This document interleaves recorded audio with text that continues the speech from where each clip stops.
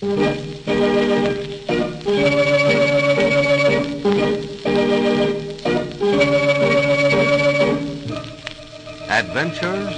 in Research.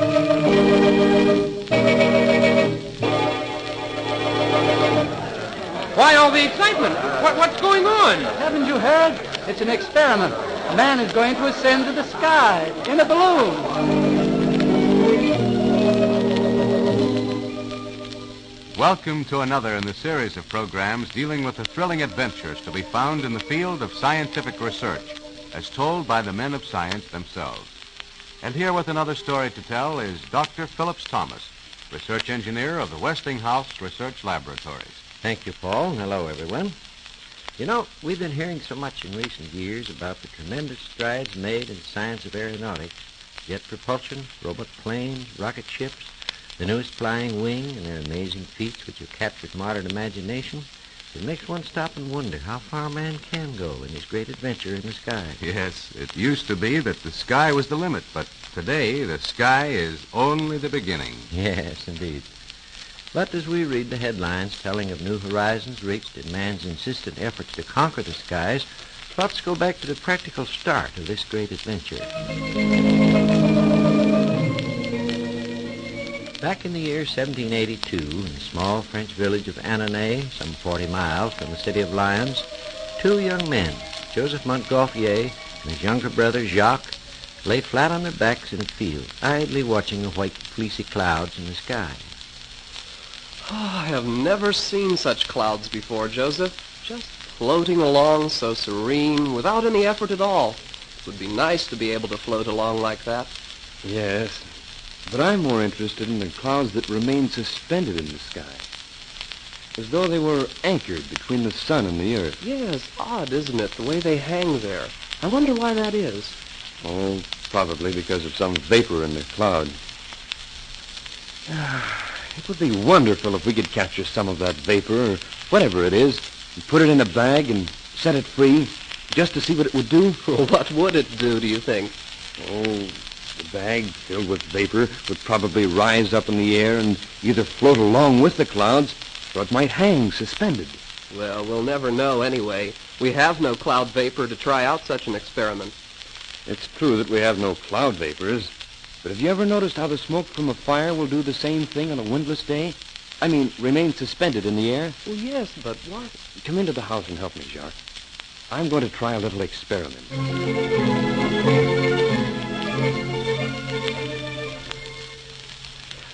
Here's what we need. A small bag. Here, you smooth it out while I light a small fire. Mm-hmm. You got the bag all smooth, John? All right, give it to me. Now, hold the open end of the bag above the fire so that the bag fills with smoke. See? See how it is filling? How the smoke makes the bag bulge? Yes. Now I crinkle up the open end so that none of the smoke vapor can escape. Let the bag go. And Joseph, it rose straight to the ceiling. It did, didn't it? Come, let's try it again. That first time may have been an accident, although I very much doubt it. Well, Jacques, our experiment with the smoke vapor was certainly no accident. The bag rises to the ceiling every time. Yes, but what does it all mean? I'm not quite sure yet. But if the experiment works with a small bag like this in the house, it should work even better with a larger bag outside. Of course. Let's try it. All right. You find a large bag, and I'll build a fire in the corner of the field. Hurry.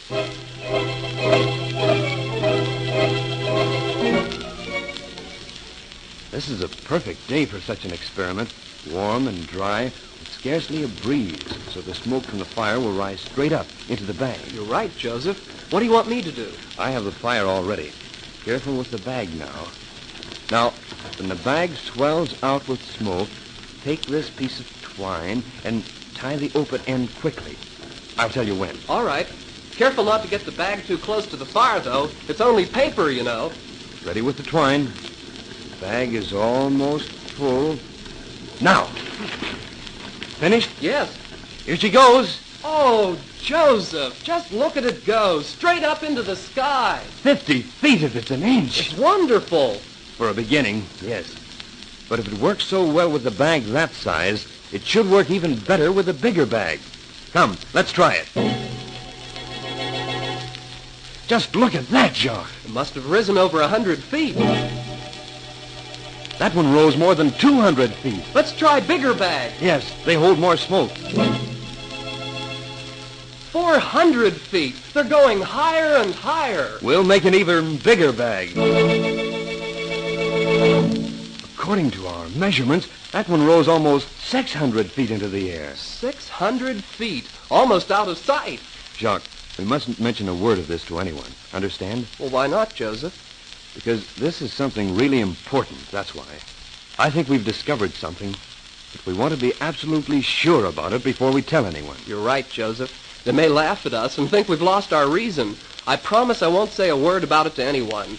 But what'll we do next? Well, let's see what we've learned from all of these experiments. First, we know that when we fill a bag with smoke from a fire and close the open end tight, the bag rises. Well, yes, we've proved that over and over again. It's the smoke from the fire that makes the bag rise. Yes, so we shall keep on with our experiments until such a time as we can make a bag, a truly big one, and fill it with smoke and send it sailing into the sky among the clouds themselves, just as we planned in the beginning. Well, will that take us long, do you think, Joseph?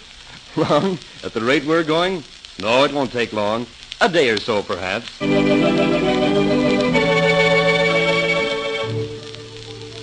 Joseph Montgolfier was a little wrong in his reckoning, however, for it was quite some time later that the two brothers, assured by this time that their views were correct, broke their silence. Well, Jacques, at last I think we're ready to let the whole world know what we've discovered. I think so, too, Joseph. Shall we go through the village and tell everyone about it?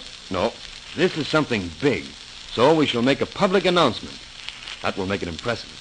We'll send out invitations to everyone in the village. And to all the villages round about, too. That the brothers Montgolfier respectfully invite them to witness an ascension of their balloon, but recently invented by them and being demonstrated for the first time. That will excite their curiosity. Oh, I can't wait to see the looks of surprise on their faces when they see what we've done.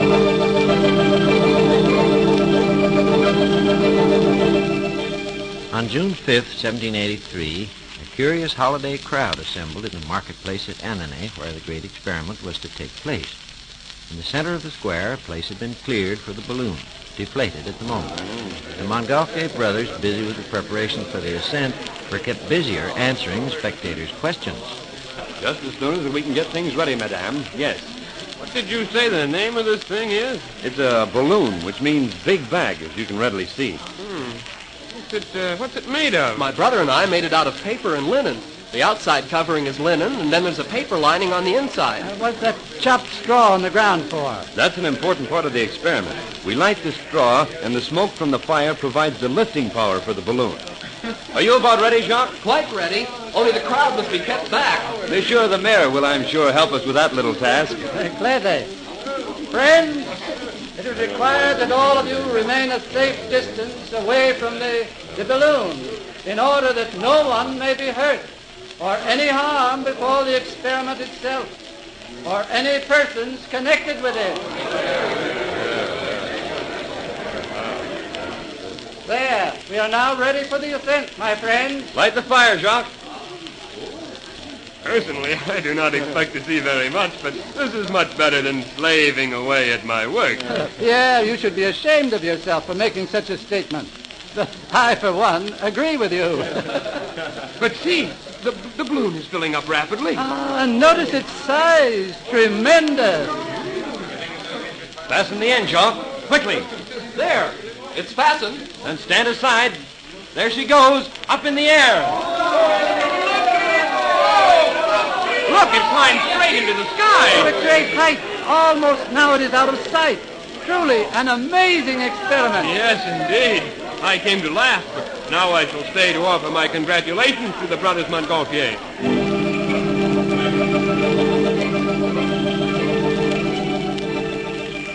Yes, the Montgolfier balloon experiment was, to all intents and purposes, a great success. Filled with smoke from the straw fire, it rose to a great height and descended 10 minutes later at a distance of about 1.5 miles. Yet, in that short space of time, a great link in man's efforts to fly was forged, and history recorded the birth of the balloon.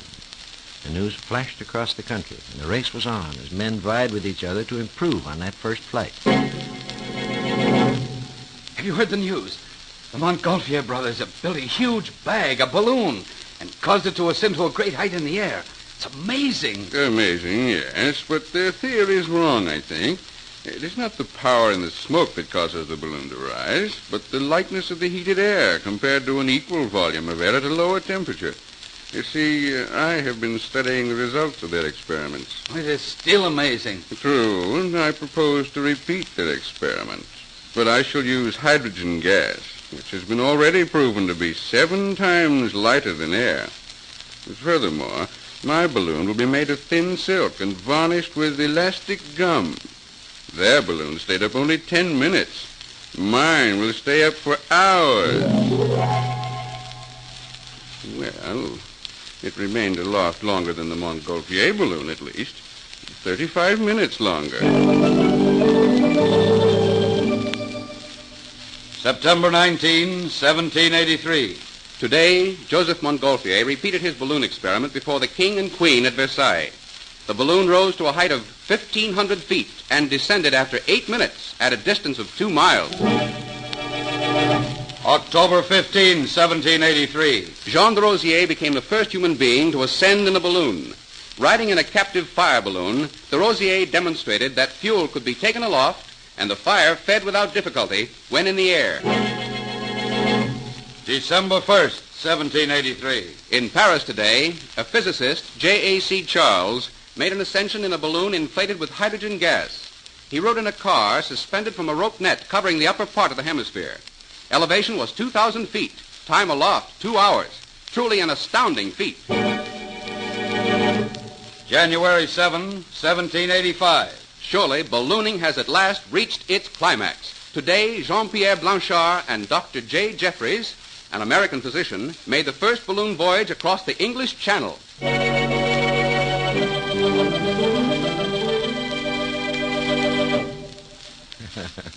How wrong he was in saying that the trip across the Channel was the climax of flight. After that, many improvements came along. New frontiers were reached and left far behind as balloonists became more venturesome.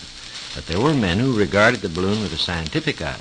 Men like Dr. Jeffries. I am of the opinion that the balloon can be used to a great extent as an instrument working in the interest of science. What could one possibly learn from a balloon? Many things, my friend.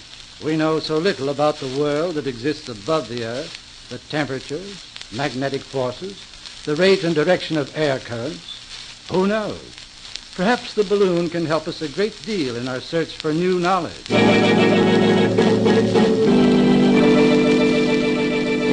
Prophetic words indeed, as time has shown. Present-day aviation owes much to such men as Dr. Jeffries, who carried out atmospheric observations, Charles, who invented the balloon safety valve, James Glacier, whose balloon ascents resulted in obtaining valuable meteorological records, and many, many others. Daring aeronauts all, who followed the adventurous trail blazed by the brothers Montgolfier on that summer afternoon 164 years ago, when an idle thought pointed the way to the birth of the balloon.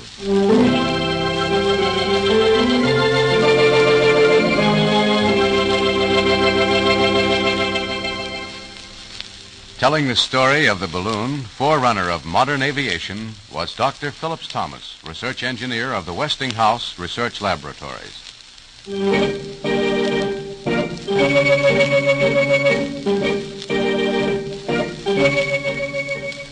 Join us again next week when Dr. Thomas will be back with another interesting story to tell on Adventures in Research.